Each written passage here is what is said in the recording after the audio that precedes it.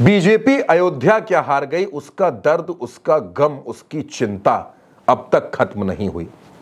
ढेरों समीक्षा बैठकें कर डाली, पार्षद से लेकर प्रधानमंत्री तक ने यह जानने की कोशिश कर डाली कि अयोध्या में हारे क्यों। लेकिन हार के जो कारण हैं वो बीजेपी को बड़ा चौंकाते हैं। कुछ ऐसे ही हार के कारणों का पता लगाने के लिए एक मीटिंग हुई अयोध्या में, जिसमें सरकार के दो मंत्री सूर्य प्रताप शाही और जयवीर सिंह पहुंचे। उनके सामने हनुमानगढ़ी के महंत राजू दास ने अयोध्या के तत्कालीन जिलाधिकारी नीतीश कुमार से बहस कर डाली। यह कह दिया कि प्रशासन की वजह से अयोध्या का चुनाव हार गए। इतना कहना था कि नीतीश कुमार और राजू दास में हॉट टॉक हो गई। राजू दास ने यह भी कहा कि चुनाव के बाद मेरे 2 गनर छीन लिए गए। राजू दास को सुरक्षा के लिए 3 गनर मिले थे। उन्होंने आरोप लगाया कि चुनाव खत्म होते ही डीएम ने 2 गनर छीन लिए और जिस दिन यह हॉट टॉक हुई उसके बाद राजू दास के पास जो इकलौता गनर बचा था वो भी छीन लिया गया। अयोध्या में सियासी संघर्ष काफी तेज था। राजू दास आरोप पे आरोप लगा रहे थे और ये मांग कर रहे थे कि उनकी सुरक्षा बढ़ाई जाए। इस बीच योगी सरकार का एक आदेश आता है, अयोध्या के डीएम नीतीश कुमार का ट्रांसफर हो जाता है और उनकी जगह चंद्र विजय सिंह को कमान मिलती है, वो डीएम बनते हैं।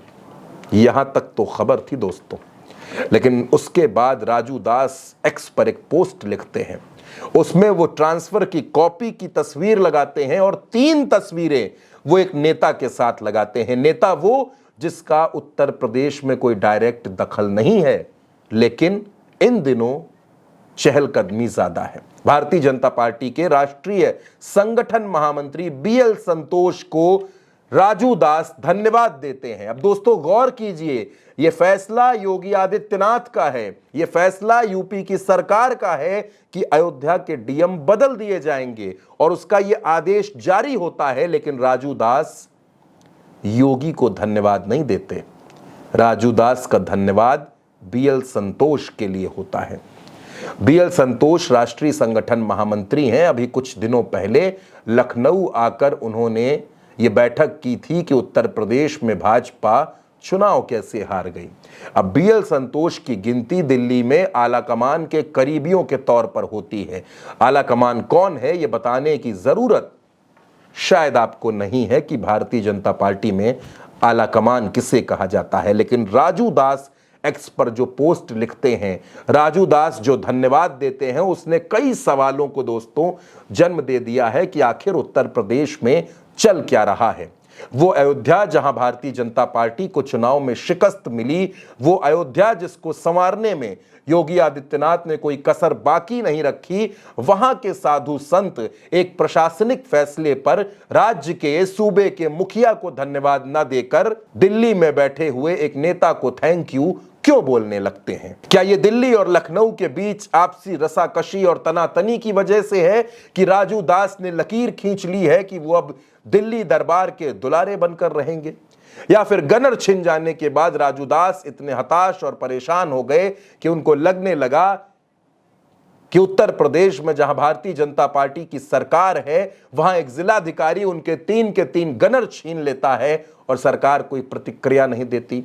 सरकार के 2 मंत्रियों के सामने डीएम राजू दास से बहस करता है और मंत्री कुछ नहीं कहते। क्या राजू दास इस वजह से दिल्ली दरबार से करीबिया बनाने की कोशिश कर रहे हैं, या फिर राजू दास भी वही है जो योगी आदित्यनाथ के खिलाफ माहौल बनाने की कोशिश करते हैं?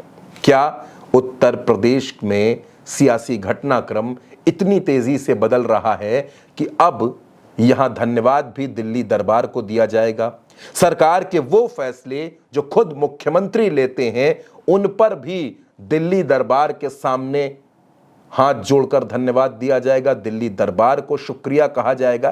दोस्तों ये सवाल बेहद पेचीदा हो सकता है लेकिन बेहद अहम है और यह समझना भी बेहद जरूरी है कि आखिर दिल्ली और लखनऊ की लड़ाई में वो कौन लोग हैं जो दिल्ली के साथ खड़े हैं और वो कौन लोग हैं जो लखनऊ के साथ खड़े हैं। वो कौन लोग हैं जो नहीं चाहते कि योगी आदित्यनाथ को हटाया जाए और वो कौन से लोग हैं जो ये चाहते हैं कि लखनऊ में बदलाव हो जाना चाहिए।